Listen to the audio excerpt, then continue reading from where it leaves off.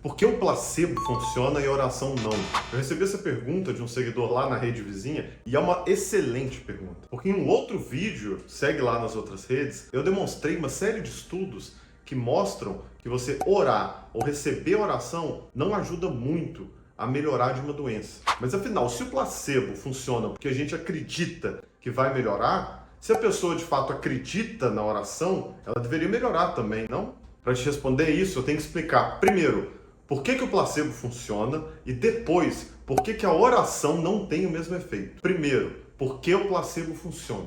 Caso tenha alguém aqui que não saiba, o efeito placebo é aquele fenômeno incrível onde uma pessoa toma uma pílula de farinha ou água acreditando que tem um fármaco ali e ela melhora de uma doença. Geralmente a gente diz que a pessoa melhora porque ela acredita que está tomando um remédio de verdade. Só que isso é uma simplificação enganosa. O efeito placebo, na verdade, se deve ao condicionamento respondente. 100 anos atrás, um fisiólogo russo que ficou muito famoso, Ivan Pavlov, descobriu uma coisa que foi muito importante para a medicina e para a psicologia, e é até hoje. Ele demonstrou que se você apresenta um pedaço de carne para um cão, ele vai salivar. Isso a gente já sabia, ele já sabia. A gente chama isso de estímulo incondicionado. A carne é um estímulo incondicionado porque ela não precisa de uma condição para gerar esse efeito, que é uma resposta incondicionada à salivação do cachorro. Então o cachorro já nasce capaz de fazer isso. Então a carne é um estímulo incondicionado que elicia, dispara, produz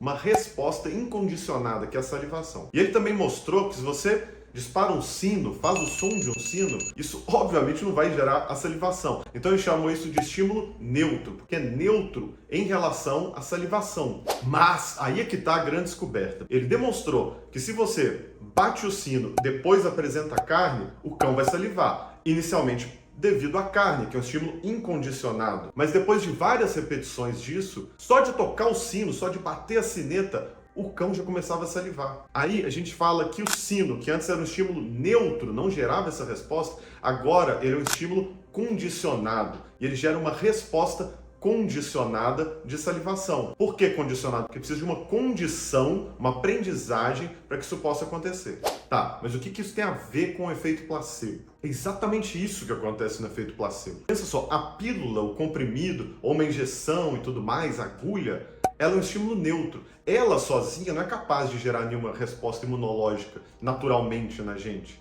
Mas, quando a gente toma um remédio, a gente tem a pílula, que é o estímulo neutro, aquele estímulo está acompanhando o estímulo incondicionado, que é o fármaco que está lá dentro, a substância química, que de fato, quando a gente injetar, vai gerar uma resposta incondicionada do sistema imunológico. Então a pílula, o comprimido, injeção, o que for, estímulo neutro, fica acompanhado do fármaco, que é um estímulo incondicionado, a gente já nasce com a capacidade daquela substância química eliciar a resposta incondicionada, que é a resposta imunológica do nosso corpo. Então, depois de um tempo, só de tomar a pílula, que agora vai ser um estímulo condicionado, isso já vai eliciar na gente a resposta condicionada, que é a resposta imunológica, de, por exemplo, liberar neurotransmissores como a endorfina, a dopamina, e ativar sistemas como o eixo hipotálamo, hipófise adrenal, que vai regular a resposta inflamatória do corpo e a resposta a estresse.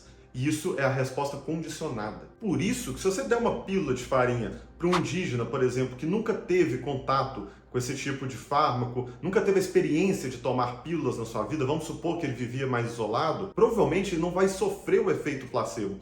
Porque ele não tem um histórico de passar por isso, de pegar aquela coisa, aquele comprimido, e isso tem um fármaco dentro que ativa a resposta imunológica. Agora, você está acostumado, por exemplo, a tomar um chá que tem substâncias químicas que de fato contribuem para o bem-estar dele, para a melhora, você pode fazer um placebo de chá. Você dá um chá falando que ele vai fazer melhor para ele, sendo que não tem nada quimicamente relevante ali, e pode ser que ele melhore. Aí entra a segunda parte. Por que a oração não funciona como placebo? De fato, testamos se a oração funciona para recuperação de doenças e o resultado não é bom. A oração pode ter várias funções na vida da pessoa, pode gerar conforto, um certo nível de bem-estar, motivação, mas ela não vai ter o efeito na recuperação de doenças que o placebo tem, porque ela não foi associada no passado com o fármaco, o estímulo incondicionado. Porque não basta você dizer para o seu corpo que ele vai melhorar, que ele deve liberar a resposta imunológica e tudo mais. Você precisa, junto com isso, enquanto você fala isso, injetar alguma coisa, de fato, o fármaco que vai induzir essa resposta. Aí, talvez, depois de um tempo, a oração podia ter esse efeito. Tá, mas se você me der uma pílula de farinha e falar que é uma pílula de farinha,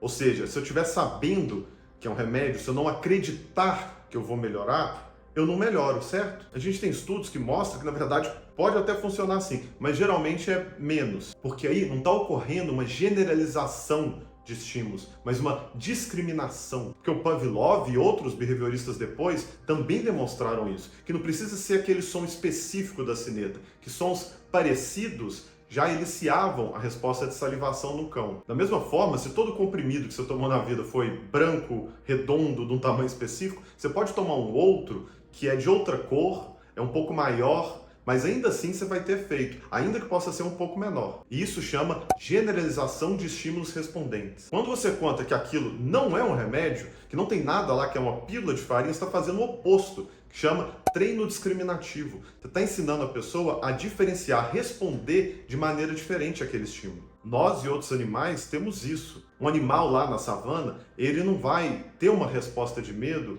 se ele vê uma minhoca, mas ele vai ter uma resposta de medo se o estímulo visual dele for outro, for um leão. Da mesma forma, se ele ouvir um som de chuva, não quer dizer que ele vai ter medo, mas se ele ouvir os passos que parecem ser o rugido de um leão, ele vai ter medo. E eu também, você também. Se coloca na sua frente um prato de comida que você ama, você vai salivar. Seu corpo está preparando para um certo estímulo. Se coloca um prato de comida que você não gosta, você não vai salivar. Ele está se preparando para outro, você está discriminando, diferenciando entre eles. E a gente faz isso através dos nossos sentidos. Pode ser pela visão, pode ser pelo olfato e pode ser pelo som. No caso do ser humano, e especificamente do ser humano, isso inclui a parte verbal, a linguagem. O animal humano opera treinos discriminativos de forma verbal, que altera o seu responder fisiológico. Por exemplo, você está aí tranquilo agora, mas se você de repente recebe uma mensagem no seu celular dizendo que a sua mãe teve um acidente grave, ela está no hospital, internada e tudo mais, você vai começar a sentir emoções muito intensas. Pensa só que louco, é um monte de símbolos, um monte de letras que geram em você uma resposta de pavor, de grande ansiedade, altera o seu responder fisiológico. E se depois a pessoa fala, cara, foi mal, mandei para a pessoa errada, mandei para outro Pedro, que não tem nada a ver com você, um colega meu. Quer dizer, deveria ter mandado para esse Pedro. Aí na hora você já vai sentir um alívio.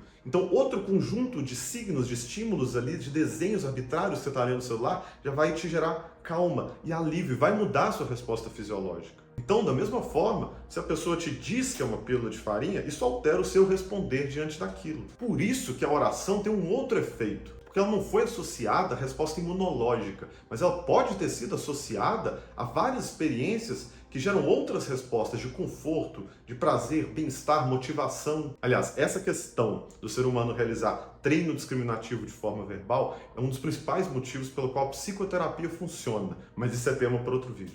E aí, pessoas, deu para entender? Foi interessante? Gostou? Dá uma moral aí, comenta para eu poder saber o que você achou. Grande abraço, gente.